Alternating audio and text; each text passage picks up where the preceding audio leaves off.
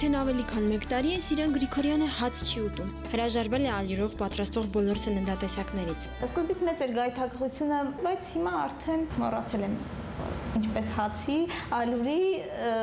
վաֆլու, տորտի, բուտերբրոդի եւ էլի շատ բաների համ։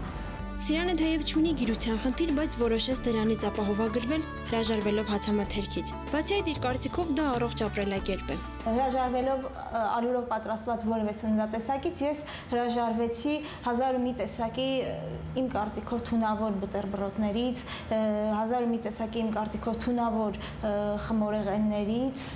վաֆլիներից։ Օրգանիզմին անհրաժեշտ նյութերը մարդ ստանում է սննդի միջոցով։ Առողջ եւ առողջ լինելու համար պետք է օգտագործել առողջ ռացիոնալ սնունդ։ Գոյություն ունի առողջ սնունդի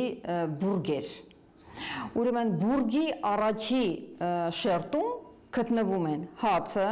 կրուպեղենը եւ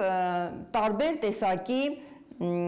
հացաբուլկեղենը։ Ներկայում տարածված է դիետայի ավելի քան 3000 տեսակ։ Այդ դիետաները կարելի է կիրառել շատ կարճ ժամանակով՝ 2-3, առավելագույնը 4 օրով։ Դրանք բժիշկների կարծիքով թերի են, չհավասարակշռված, ունեն ցածր կալորիականություն եւ քիչ սննդանյութեր են պարունակում։ Սնունդը պետք է ընդունել կոտորակային, քիչ եւ օրվա ընթացքում մինիմում 3-ից 4 անգամ։ Այն էներգիան, որ մարդ ստանում է սննդի միջոցով, պետք է հավասար լինի ծախսած էներգիային։ Սիրանը փորձում է հավասարակշռել ոչ միայն ստացած ու ծախսած էներգիան, այլ նաև հացամթերքի պարունակած նյութերը ստանալ սննդի այլ տեսակներից։ Խորհրդակցել եմ բժշկի հետ, դրանում սարսափելի ոչ մի բան չկա, քանի որ ես օգտագործում եմ հնդկաձավար, բրինձ,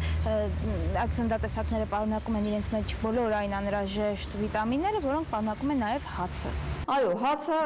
կարելի է փոխարինել կրուպեղենով, կարտոֆիլով, բայց ամեն դեպքում ամեն մի սննդամթերք ունի իրեն տեղը։ Հրաժարվելով հացից մենք խախտում ենք մեր օրգանիզմի նյութափոխանակությունը, որը կարող է հանգեցնել մի շարք հիվանդությունների։ Դիետաների կիրառումը խիստ անհատական է, կապված օրգանիզմի առանձնահատկություններից։ Առողջությունը մի օր չկորցնելու եւ արդյունավետության հասնելու համար նման դեպքերում անհրաժեշտ է բժշկի վերահսկողությունը։